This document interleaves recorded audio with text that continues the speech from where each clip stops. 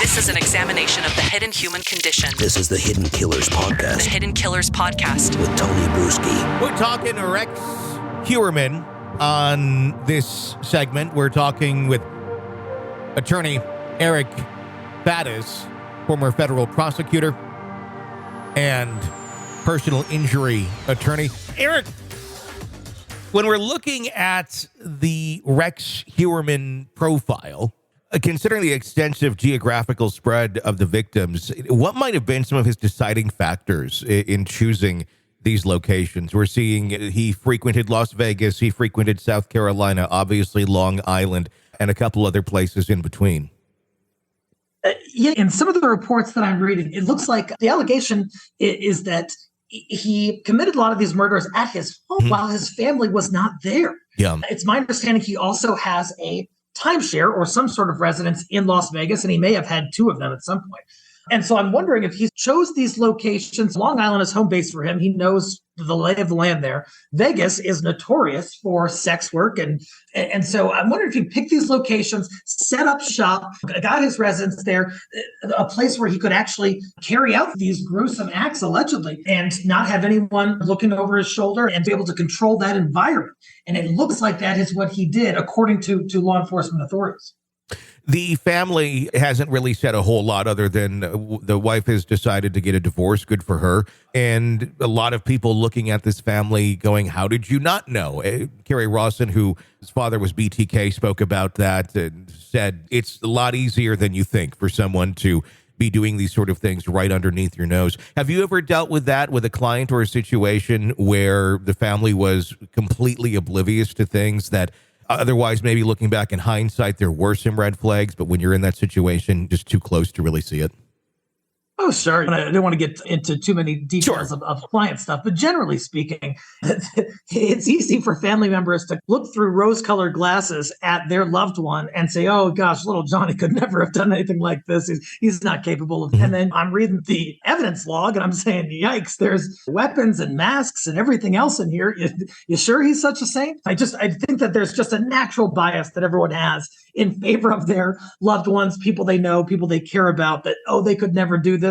And then lo and behold, when the report comes out, it tells a very different and darker tale. And yeah, I've had a number of scenarios where I've had to have discussions with loved ones, with the client's consent, of course, regarding the true nature and status of the case. Yeah. And there are a lot of revelations that happen during those conversations.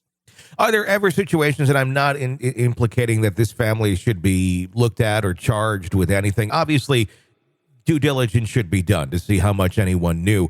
But is there ever times, or should there be possibly charges that go then against family members if they did have knowledge of the crimes, depending on how in-depth it was? If it was simply overlooked, simply we don't talk about this, we know he does something, but we don't know what. Would that be looked at as a crime in some way, shape, or form if you're somewhat harboring someone of that nature and you just don't want to deal with it?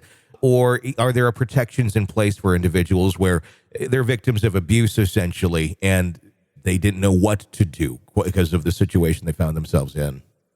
Sure. And specific laws vary by jurisdictions. But what comes to mind is, gosh, I forget the name now, but there was a recent school shooter who was really acting out in school. There were red flags for the school, and they told the family, and the family brushed it off, allegedly. And in fact, I believe one of the family members, the father, I think, even provided a firearm to the eventual school shooter. And ultimately, those parents were charged with crimes as well as the school shooter for being essentially accomplices, for being complicit in what happened and for providing some sort of meaningful assistance in those horrendous acts. And so I think it's really a fine line in terms of what did the family member know? What assistance did they provide, if any, to either help carry out the act or possibly help cover it up? These are all questions local prosecutors have to go over with a fine-tooth comb and make judgment calls in terms of who needs to be held culpable for these egregious things that happen in our society. And it certainly wouldn't be unprecedented for a family member to be charged because they had knowledge, they perhaps provided assistance, they did not prevent some tragedy. And that's becoming, I think, even a bigger trend more recently. There's that fine line. There's ignorance, and then there is, I guess, intentional ignorance. Is that what they really have to determine when deciding if they want to prosecute someone who was that close to someone who maybe did aid but didn't really know the true nature of what they were aiding in?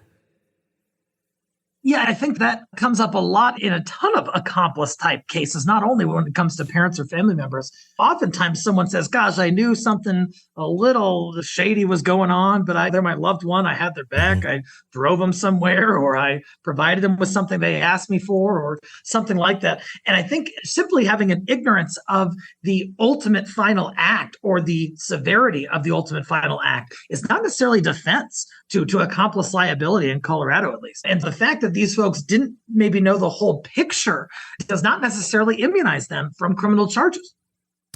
I always find it interesting to hear what did the suspect, what did the person with the crimes alleged against him say when they were caught.